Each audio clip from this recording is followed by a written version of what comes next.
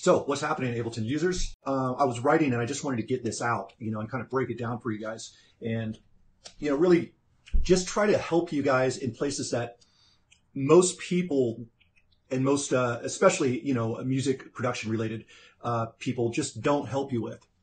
And the reason that they don't help you with it is because you're not asking for it. You don't even think that you want it. You don't know that you need it. You don't know that it's not really always about the tools. It's not really all about all the techniques. It's not really all about the things that you think it's about. It's not about what kind of keyboard I have here. People might ask, oh, what do you use? I've got to have what you use, otherwise I can't be successful or whatever. And that's a load of crap. By the way, I rarely use this, but I will use it at some point. And if you're asking, it's a Alesis QS8. And the reason I got it is kind of nostalgic. It's just, so way back when I used to work at Guitar Center. I don't know how many people are familiar with Guitar Center, but it was a pretty awful job.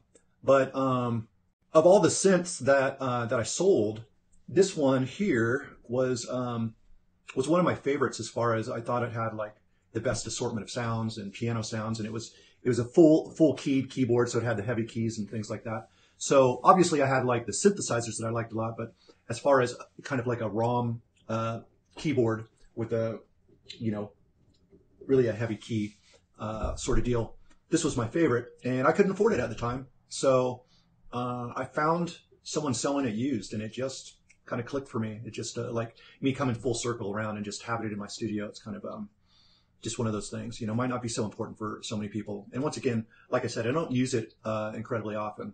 I actually do a lot of stuff in the box. I also got an Access virus that is kind of like, it's out of the box, but also in the box, because it's both a plug-in and a physical synth. So anyway, but it doesn't matter what you use, really, is the bottom line that I'm trying to get to. And a lot of people think that they need more information in order to, be successful at writing and finishing songs and all this sort of stuff. And that's really not the case. It really is kind of where your head's at. And it's about being prepared for creation on a somewhat daily basis. This is something that I teach a lot of people in my courses, especially like my EP in 30 Days course, which is closed right now. We're just coming to the end of one of the launches we did in January, and had just so much great music that's coming out from that sort of stuff, from people that have never been able to finish songs before. And really the philosophy comes down to a couple things, right? It comes down to, one, understanding what you're listening to.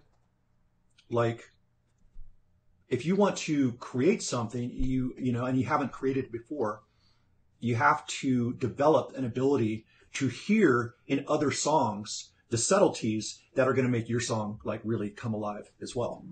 Does that make sense to you guys? It's really important to get to a point where you're able to listen to something and you don't just hear like all the surface stuff that what you would call like the hook of the song, or whatever you want to call it, or just like the overall like structure of the song, or the drops and all that sort of stuff.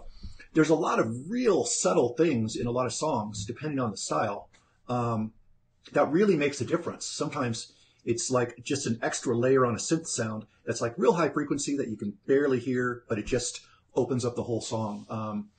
Or the way you use a certain effect can like really make the difference. But the thing is, there's no point in like watching a bunch of YouTube videos and that sort of thing if you can't listen and identify the things in the songs that are similar to what you'd like to create. So that's one of the main things that you should really get in your head, is that you need to improve your listening skills. All right. Practice that. And then the second step is when your listening gets good, you're able to kind of reverse engineer all the parts that make up not only a song, but like maybe several parts make up one synth sound. Maybe it's not just one sound. Maybe it's a collection of 3 or 4 sounds. And really, it's not about getting the exact same thing. It's just understanding your own approach to getting that job done. All right. So I hope that's making sense for you guys. Another thing is just really having a ritual, like getting yourself in the right mindset. And for being creative, it's best if you have yourself in a somewhat relaxed state of mind. You don't want to come out of something really stressful and then try to sit down at the studio and think that you're going to be able to create. You might be able to create or get something, but your brain's going to be pretty chaotic. It's not going to be relaxed, and you're not going to really get a whole lot done, right? So once again, these are the things that people don't really talk about in music production. And it really surprises me that people kind of fall for the idea of, if I can just learn this one more technique, or if I can just buy this one more synth, or if I can just get this particular plugin, or if I could just find out what the best compressor is, then everything will come together. And honestly, none of that really matters. That's all like personality things. Those are just like the little extra things that other producers might notice, but the general public doesn't really notice the difference between, a stock plugin or a third-party expensive plugin sort of thing. As long as you know how to use it. If you know how to use a reverb, or if you know how to use a delay, or know how to use a compressor, it doesn't really matter what you use. You're going to be able to get the job done relatively well. And obviously there's better plugins and things out there, but those are things that you get into once you understand how to make just a decent plugin sound good, right? How to make it really work for your music. And another thing that you want to consider as well is that, effects are mainly just problem solvers. If there's no problem to the sound that you've got, there's no reason to add the effect, right? For example, an EQ. I'm going to roll off the lows on an EQ because it's making my mix sound muddy. Okay, so that solves a problem.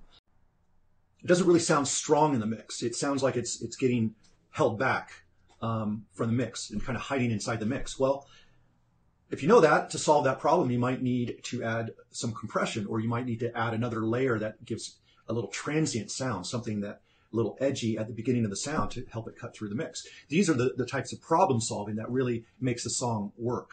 Not that you have a specific setting for each of your effects, That isn't going to take you nearly as far as just understanding, being able to sit back and realize, well, okay, what's the challenge? What's the problem that I need to solve?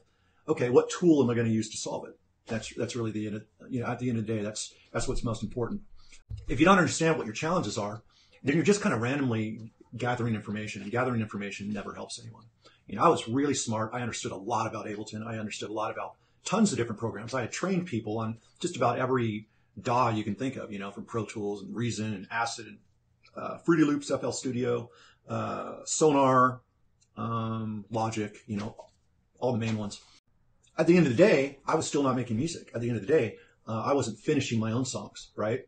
So I felt, well, it doesn't seem authentic, although I'm probably helping a lot of people get to the next level, right? And that's oftentimes what these trainings would be, is help them get started and get to the next place. But I felt it was kind of not authentic of me to be training people on all these techniques that are not even helping people finish songs. Like, it kind of seems like I'm just running them around in circles, saying, hey, look at this shiny thing. Hey, look at this shiny thing, and almost distracting people from finishing their songs. And I think that, unfortunately, a lot of the other groups on Ableton are doing this. There's a lot of shiny objects, and it gets a lot of people's attention. And, when someone comes on and talks about your mindset and your listening skills, that doesn't sound so awesome. That doesn't sound like really exciting. So a lot of people just kind of brush it off, which is, that's kind of what everyone does, right? Because we get into music because we tapped into something that excites us. And so we always go after that excitement. We always go after that rush.